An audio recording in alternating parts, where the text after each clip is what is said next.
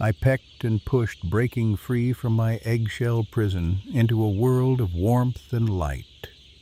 I was a tiny damp bundle of yellow fluff, one duckling among hundreds of new siblings chirping in chorus. From the very first moment I felt curious and hopeful, blinking under the gentle glow of heat lamps that felt like a new sun just for us. Though I was barely minutes old, my little heart swelled with happiness. I snuggled against my brothers and sisters, vulnerable but content, feeling the soft bedding beneath me and the promise of safety all around. My name isn't important. I'm just one happy duckling. But this is my story. I am a Cherry Valley duckling, part of a special breed known for its strength and fast growth. The humans bred us to be robust and vigorous, reaching market size in just 42 days. I didn't know those numbers as I hatched, of course. All I knew was that I felt alive. My tiny wings trembled with the thrill of new life as I looked up at the blurry shape of a person kneeling over our hatching trays. A gentle voice murmured, "Welcome to the world, little ones." In that instant, I knew I was safe, born into caring hands on a modern farm that would be my home. They moved us on day one into a spacious barn that became our cozy new universe. Imagine a nursery the size of a hall, clean, bright, and perfectly warm. At one end, big heaters cast a soft golden glow, enveloping us in a constant, comfortable temperature. We had an elliptical brooder ring around us for the first week, a low fence that kept us near the heat, food, and water so we wouldn't wander off. I remember toddling around on wobbly legs, feeling the soft straw litter under my feet. It was dry and fresh, with a sweet, earthy smell. The farm workers added fresh bedding regularly, clean, dry straw sprinkled each day to keep our home cozy and dry. Even though we ducks love water, we hate wet, mucky floors. Nothing is worse than soggy feet. Our caretakers knew that a wet environment can make us weak or sick, so they always kept our litter fluffy and dry. I would quack happily as I nestled into the straw each night, grateful for such a comfortable bed. Every day brought a routine that made us feel secure. Bright morning light would filter in when the automatic curtains opened just a bit, enough to let fresh air in but still keep us safe inside. The barn's ventilation fans hummed softly overhead, never too breezy but always moving the air. Because of that, the air was fresh and clean. I never felt it too stuffy or smelly. In fact, the only scents I knew were the mild aroma of straw and the nutty smell of our feed. The humans were very proud of the ventilation system. I often heard them say it helped remove dust and ammonia so we could grow up healthy. And it's true, we never had to breathe harsh fumes or damp, stale air. Instead, we lived in a sweet, clean atmosphere that kept our tiny lungs strong. Our food and water were always abundant and close by. As a day-old fluff ball, I didn't have to search at all. Right in the brooder ring were shallow feeders brimming with crumbly mash feed and drinkers full of cool, clean water. I took my first eager sips and pecks within hours of hatching. The water was crystal clear and fresh, and oh, how we loved to drink and splash a little. The farm had special drinker platforms, so that when we splashed, the extra water drained away instead of soaking our bedding. I didn't realize it then, but this drinker island setup kept our floor safe and dry, preventing puddles that could hurt our feet or dirty our feathers. We guzzled water with gusto and nibbled feed all day, growing fluffier and stronger. The feed was top quality.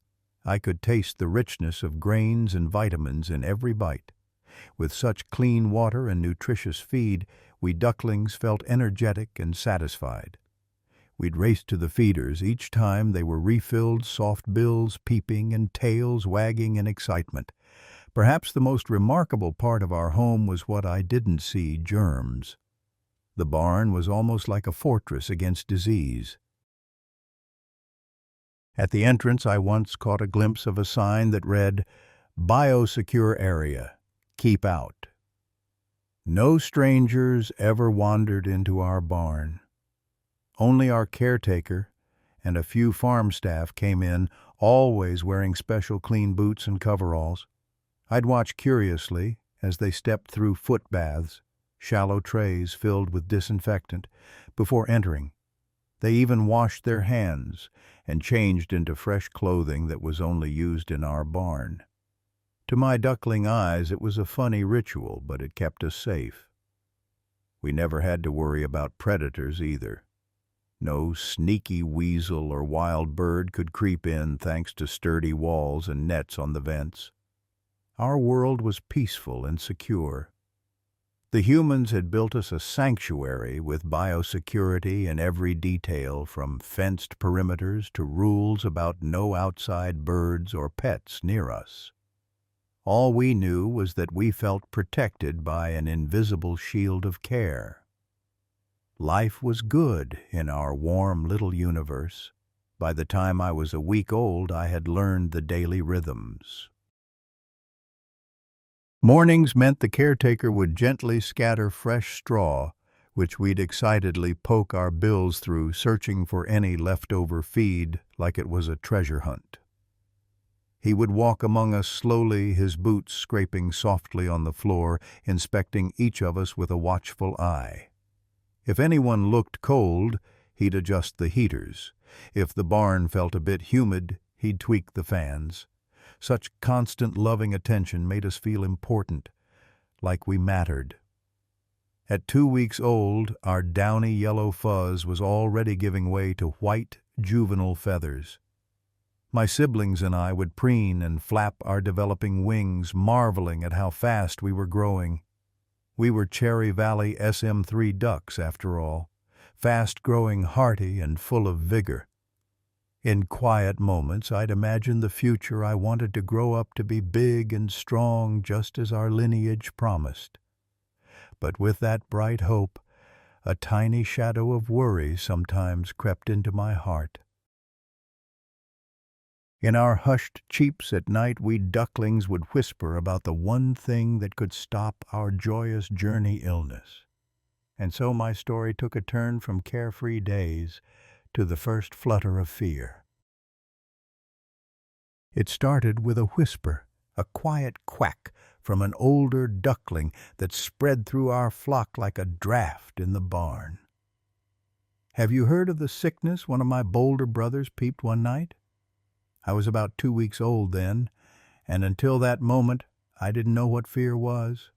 But as I listened, huddled in the warm dark with my siblings, I learned about the invisible dangers our elders feared. There were stories, perhaps passed down from generation to generation, of farm ducks of diseases that could strike like ghosts in the night. Ducklings falling ill, suddenly whole flocks perishing. The tales made me shiver, pressing closer to my sisters for comfort. I couldn't imagine our happy group, now lively and full of play, being devastated by something we couldn't even see. Yet the possibility loomed in my mind, turning my cheery peeps into anxious quiet. A few days later, our caretaker's behavior hinted that the threat was real. One morning I noticed he furrowed his brow as he read something on his phone outside the barn. When he entered, he moved with a new purpose. He made sure the foot dip at the door was extra fresh with disinfectant. I could smell the sharp, clean odor. He double-checked the latches and nets, ensuring no wild bird could possibly sneak in. We ducklings watched him, sensing his tension. Something had happened. By eavesdropping on his soft mutterings to himself, we caught the words "outbreak" and "nearby farm." My heart skipped a beat. We all knew what that meant. Disease was in the area. That afternoon, the farmer and a veterinarian came together. We were gently rounded up into groups, and I felt a tiny prick under my wing. It startled me, and I let out an alarmed cheep, but the farmer's soothing hands calmed me quickly. Each of us ducklings received an injection that day. Though I didn't understand everything, I realized these were the vaccines our elders had mentioned. The vet and farmer were giving us a fighting chance against the worst diseases that young ducks like me could face. I heard them talk about duck viral hepatitis, a deadly sickness that strikes ducklings under 5 weeks old, and how crucial it was that our parents had been vaccinated so we had some early immunity. We also got shots to protect us from duck viral enteritis, they called it, DVE or duck plague, and something they ominously termed duck cholera. I didn't know these names before, but just hearing the solemn tone in the humans' voices made me tremble. 3 big diseases, hepatitis, enteritis, cholera, all capable of wiping out a flock, all lurking out there like unseen wolves beyond our safe walls. That night, as we settled back under dimmed lights, I felt a mix of emotions. My wing where the needle went in still tingled a bit. It was a small pain, but in my heart, a larger anxiety swirled. Why did we need those shots? Was the danger really so close? I thought of the word outbreak and imagined a dark cloud of germs swirling outside our barn, searching for a way in. I couldn't help it. A tear formed in my eye. Yes, ducks can cry a little. I wasn't just scared for myself. I was terrified for all of us. My countless brothers and sisters snoozing trustfully around me.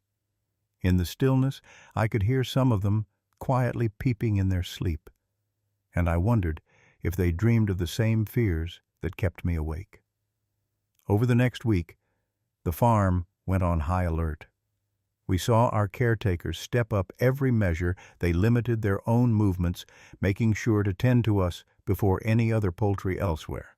We heard the farm manager say, "No visitors until this passes. We can't take chances." They were determined to block out any germ as if they'd build an invisible wall if they could. We ducks did our part too, unknowingly. We stayed healthy by eating and drinking well, and our barn stayed impeccably clean. But despite all precautions, worry hung in the air. Each morning I would wake up and timidly count the bodies around me, relieved every time that all my siblings were still lively and present. The idea of one of us getting sick made my chest tighten with dread. One evening I noticed my friend Poppy, a fellow duckling I often cuddled with, was unusually quiet, her head drooping. My heart clenched. Is she ill? The whispers raced around. Our caretaker noticed too. He gently scooped Poppy up and examined her under the light. We watched, hearts thumping. Poppy let out a weak quack. At that moment I felt utterly helpless. This was my worst fear coming true. The caretaker separated her from us just to be safe and gave her a vitamin-rich drink. I'll never forget that long night. The rest of us huddled together wide awake with fear, listening to every sound from the corner pen where Poppy rested alone. I prayed in my little duckling way for her to be okay. "Please be okay, please be okay," I repeated in my head. It was a long, dark night indeed. The next morning dawned like any other sunlight pouring gently through the vents. But our mood was anything but normal. We craned our necks toward the isolation pen, waiting, hoping. To our immense relief, there was Poppy on her feet and looking perky again. She quacked in annoyance at the pen keeping her apart from us, and the caretaker chuckled as he reunited her with the flock. It turned out Poppy wasn't struck by any deadly disease at all. She had just caught a minor chill, perhaps, from wandering too far from the heat lamp. With a bit of TLC and quick action, she was fine. We were all overjoyed, nibbling at her feathers in welcome. My eyes brimmed with happy tears as my fear began to ebb. But our caretaker wasn't relaxing yet. He knew the outbreak in the region was still a threat. The true test of all our farm's precautions was about to come. A few days later, news swept through the barn in the way only we animals can sense. Perhaps it was the tone of the farmer's voice on the phone, or the extra tension in the air. We caught the words, "duck plague," confirmed, entire flock lost. A farm not far from ours had been hit by DVE, the dreaded duck virus we were vaccinated against. Despite their best efforts, many ducks there had died. I felt a pang of sorrow for those distant cousins we'd never meet, and a stab of fear for us. The farmer's face was grim as he hung up the call. Immediately, he and the staff doubled down on our protections. They set up extra disinfectant sprayers at the doorway, and nobody was allowed in or out except absolutely essential personnel. Feed deliveries were left at the farm gate rather than having the truck drive in. They even changed into brand new protective suits each time they entered our barn, leaving nothing to chance. It was like battening down the hatches in a storm of germs we could not see but knew was howling nearby. During those tense days, we ducks could feel the worry in our caretakers' voices as they checked us repeatedly. But we also felt something else growing in us: confidence. Strange as it sounds, with each precaution the humans took, with each memory of the vaccines we'd received, a sense of reassurance began to blossom. We realized that everything possible had been done to shield us. We had sturdy walls, strict biosecurity, diligent caretakers, and now the armor of vaccinations flowing in our blood. Instead of panicking, we decided in our simple duck way to trust our caretakers and carry on. We still ate well, drank, and played in our little splash pools and snuggled together at night. We were determined to stay strong and hopeful. And then the climax of our trial quietly unfolded. Nothing happened. Yes, sometimes the greatest triumph is when the worst doesn't happen. Despite the outbreak raging in the vicinity, not a single one of us fell ill. Not one. Our flock of hundreds of ducklings continued to thrive, growing bigger and feistier each day. It was as if an evil shadow had swept toward our barn, only to stop at the door and slink away defeated. The credit belonged to our farm's expert care and science-based approach. The vaccines did their job, granting us immunity to the duck plague and cholera and other nightmares. The rigorous hygiene and biosecurity kept every nasty germ out. I later overheard the farm manager telling his team, "This is why we do what we do. Prevention is everything. You can't save sick ducks with medicine as well as you can by keeping them from getting sick in the first place." His words rang true. Good biosecurity is far more effective than any cure could be. We were living proof of that. When the regional outbreak finally subsided, a cheer went up among the farm staff, and we quacked along in celebration. Our caretaker walked into the barn that day, beaming. "You did it, little ones. You made it through." He laughed, scattering a handful of grain treats for us to enjoy. We rushed around his feet, gobbling the treats and flapping our wings in excitement. I felt a surge of pride. We had come through the dark scare stronger than ever. In the face of potential tragedy, the farm's dedication and our own resilience had prevailed. It was a triumph of care planning and a little bit of luck. And in that victory, my earlier fears melted away. I realized something profound. Our humans truly loved us in their own way. Every painstaking biosecurity rule, every vaccine shot, every late-night barn check with a flashlight. It was all done so we could live full, healthy lives. Knowing this filled me with a warm glow that rivaled even the heat lamps. By now, I was over 5 weeks old, practically an adolescent in duck terms. My brothers and sisters and I strutted around on strong legs, our white feathers sleek and shining.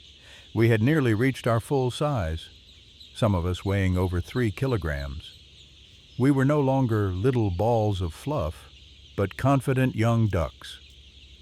The barn that once seemed so huge to us as hatchlings had now become just the right size to stretch our wings. And stretch we did, sometimes testing short flights from one corner of the pen to the feeder, much to the amusement of the staff. Hope and joy were back in our hearts. We had survived the scariest conflict of our short lives, and now the future looked bright again. On my 42nd day of life, I woke up earlier than usual. There was a different energy in the air, a mix of excitement and gentle melancholy. We didn't know the details, but we sensed this day was special. The farm crew arrived and began carefully guiding us flock by flock into crates. Normally, we might have been nervous. After all, we had never been outside the barn since the day we arrived. But the humans were calm and kind in their movements, and we trusted them. I waddled into a crate with Poppy and a few other close friends. The door closed, and for a moment I gazed back through the wire at the barn that had been our entire world. It was spotless and sunlit, the empty straw on the floor still golden. It hit me that we wouldn't be coming back here. This chapter of our lives was ending. Yet to my own surprise, I didn't feel fear or sadness. I felt a swell of pride and gratitude. I looked around at my companions in the crate. We were all glowing with health, bright-eyed, plump, and pristine. We had been raised with such care that we were the best versions of ourselves. I puffed out my chest, now full with a nice thick layer of muscle and fat, and stood tall. This is what we were meant for, I thought. We ducks were born and bred to nourish people, and we had been given a good life to prepare us for that purpose. In our short 6 weeks on Earth, we experienced love, comfort, and even adventure. We overcame fear and hardship with the help of our caretakers. Now it was time to say goodbye to the farm that sheltered us and move on to fulfill our destiny. As the crates were loaded for transport, I felt the breeze of the outside world ruffle my feathers. The sky was wide and blue. It was the first time I truly saw it. Instead of feeling small, I felt important. I carried within me the richness of all the feed and clean water I had enjoyed, the strength from all the exercise in our spacious barn, and the vitality of excellent health. I knew that soon I would play a part in a family's meal, and strangely, that thought made me happy. I imagined a family gathered around a dinner table, mouths watering, as a golden roasted duck is brought out. That duck would be me. Perhaps a little child at the table would exclaim how delicious it smells, not knowing the care and love that went into raising that food. I almost wished I could tell them my story, how I started as a tiny egg, how I grew up strong because a dedicated farmer followed best practices at every step, how I was never just livestock but a living creature treated with respect and kindness. In my heart, I believed all that care would translate into a meal that was not only nutritious, but filled with the positive energy of a life well lived. With a final, contented quack, I embraced my fate. Not many get to say they fulfilled their life's purpose, but I humbly believe I have. I lived a full, healthy life and brought joy to my caretakers by growing well. Now I will bring joy and nourishment to a family's table. There's a gentle poetry in that cycle.